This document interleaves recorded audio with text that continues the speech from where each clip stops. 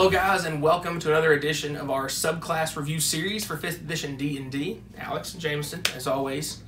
Our next one up on the long list of cleric subclasses is the Nature Domain, which I really want to call the Druid Domain. It's kind of what it is. The Druid Cleric. But it's the Druid Cleric, so don't multi-class, just take Nature Domain and be a Druid Cleric.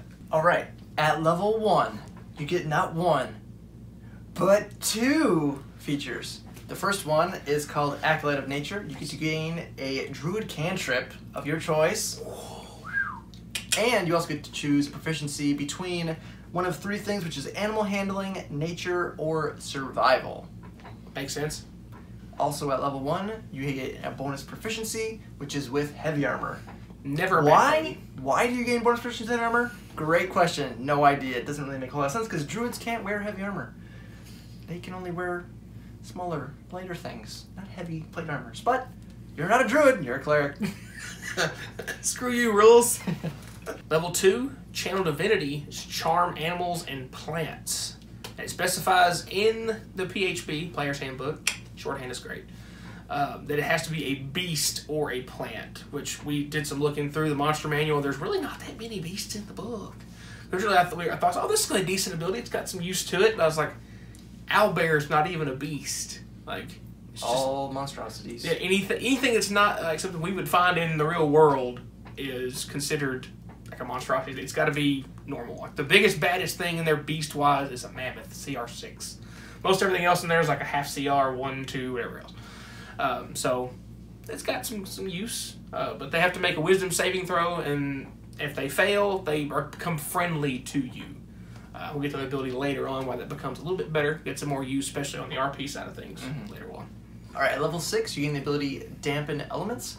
A creature within 30 feet of you, if it takes damage, you can choose to use your reaction to give that creature resistance to either acid, cold, fire, lightning, or thunder damage. Yeah. And it's just a little way of a way to give your friends a little bit of help from reducing damage incoming. And the good thing is, there's not a limit to this. It's just based on your reaction, so you can take it one every round if you wanted. So why poison is not on that list, I don't know, because there are all kinds of things in nature that are poisonous or poison if eaten. But very few things can generate thunder and lightning, but yeah. The precedent was already set with heavy armor. That doesn't have to make sense, Alex, alright? Okay. At level 8, you get Divine Strike, which is something that floats through some of the cleric domains, and some of the other ones we haven't gotten to yet. You get to add an additional 1d8 damage to your melee strikes. And the cool thing is with this one, you get some versatility. You pick between fire, cold, or lightning damage. Why it's reduced from the Dampen Elements thing. Once again, I go back to this motion. I don't know. But it does give you some versatility in 3 different damage types to add to your melee. So it gives you some extra beefiness since you've got the heavy armor. You're maybe in the meat of things more often anyway. Helps with your melee strikes. So you can save some of your spell slots for doing bigger things as far as that goes. At level 14, it does also bump up to 2d8 extra damage on your melee strikes. So not bad. Woo! Alright, level 17, you have your Capstone ability, which is Master of Nature. You get to, when you have a creature, or not necessarily a creature, a plant or a beast, very specific, beast. A plant or beast that you have charmed with your ability, you can command them to do what you want on their turn. So basically, you kind of gain mind control over the beast for a specified period of time. I get the immediate image of Squirrel Girl doing all the things with the squirrels. Ant-Man. Yes. You could be Ant-Man in D&D. Or Squirrel Girl. Whichever. Yeah. Cool. Just not thought of that on the fly, by the way.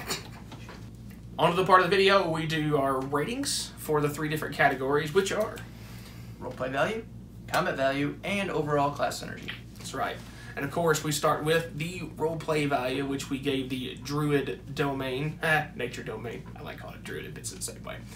Nature Domain, a 3 flump category. So better than the light we did before, because you do get the mind control animals at later level. You at least make them friendly early on. You do get some other spells like Tree Stride to let your team be mobile in and out of, when you're out of combat, and do some nature-based teleportation kind of thing. So you get some versatility there.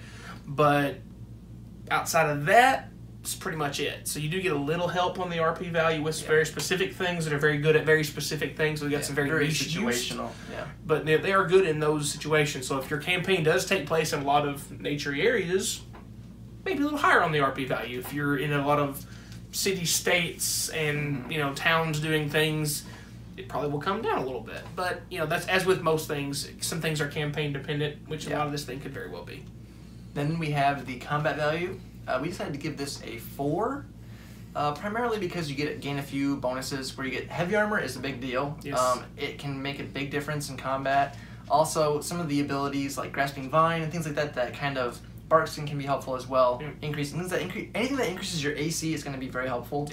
Anything that slows or hinders opponents is going to be helpful. So some of the abilities you learn through the class are helpful in that aspect. Not amazing by any means. Dampen Elements is also... But yeah, the Dampen Elements does help a lot too with reducing damage. And no cap on usage. That's what makes it so good, is you can use it every round if you want. So those are really the primary reasons why we decided to give it a 4. Overall, to the class, synergy for this one, we gave this one a 3 as well. Kind of go back to our previous conversation. It's our baseline thing. Nothing really takes away from it. Nothing really adds to what the baseline class does. But I feel like the Cleric is one of those classes as a whole that its baseline is to kind of designed to be anything to kind of attach to it. It's probably the most flexible class because it has 7 subclasses. No other class has that many subclasses. No, not even close. But so we gave it a 3 as a whole.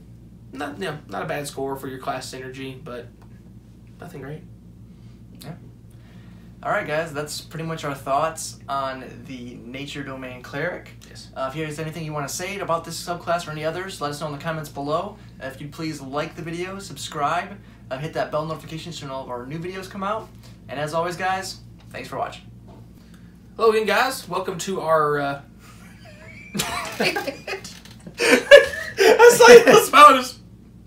Hey! Crap, dang my peripheral vision. It's gonna be bye. It's gonna go to the end now. Alright, I'm good. Goodness.